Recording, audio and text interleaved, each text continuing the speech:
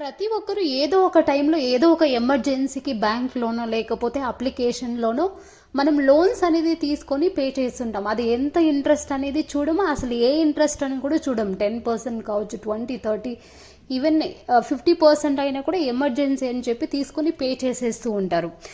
కానీ అది a interest rate, like flat rate ఇంట్రెస్టా లేకపోతే రెడ్యూసింగ్ బ్యాలెన్స్ రేటా అనే ఐడియా ఉండదు. సో ఈ వీడియోలో మనం కంప్లీట్గా ఫ్లాట్ ఇంట్రెస్ట్ రేట్కి రెడ్యూసింగ్ బ్యాలెన్స్ రేట్కి డిఫరెన్స్ ఏంటి, ఏ ఇంట్రెస్ట్ రేట్ మనం చూస్ చేసుకుంటే బెస్ట్ అని ఈ వీడియోలో కంప్లీట్గా తెలుసుకుందాం.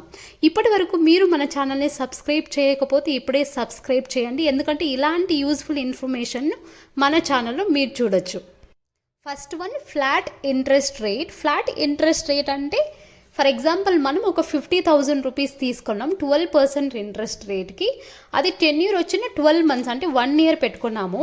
సో ఇక్కడ ఏమవుతుందంటే కంప్లీట్ 50,000 లాస్ట్ ఎండింగ్ అయ్యే వరకు ఓవరాల్ 50,000 పైన ఇంట్రెస్ట్ అనేది క్యాల్కులేట్ అవుతుంది.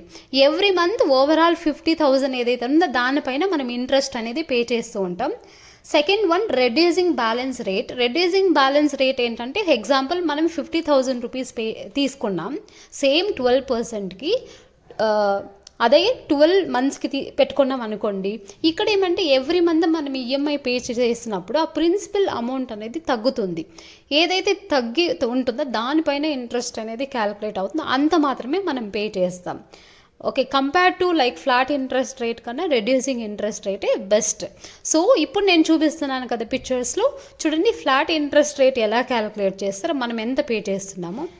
అదే నెక్స్ట్ చూడండి రెడ్యూసింగ్ బ్యాలెన్స్ రేట్ ఎంత లైక్ ఇంట్రెస్ట్ రేట్ పే చేసినాం క్లియర్గా మీరు చూడొచ్చు. నెక్స్ట్ పిక్చర్లో మీరు చూడొచ్చు డిఫరెన్సెస్ కూడా. ఆల్మోస్ట్ హాఫ్ ఆఫ్ ఇంట్రెస్ట్ మనము ఫ్లాట్ ఇంట్రెస్ట్ రేట్లో ఎక్కువ పే చేస్తాం అనమాట. ఈ విషయం చాలామందికి తెలీదు. సో ఈ వీడియో నచ్చినట్లయితే లైక్ చేయండి, ప్రతి ఒక్కరికి ఈ వీడియోని షేర్ చేయండి.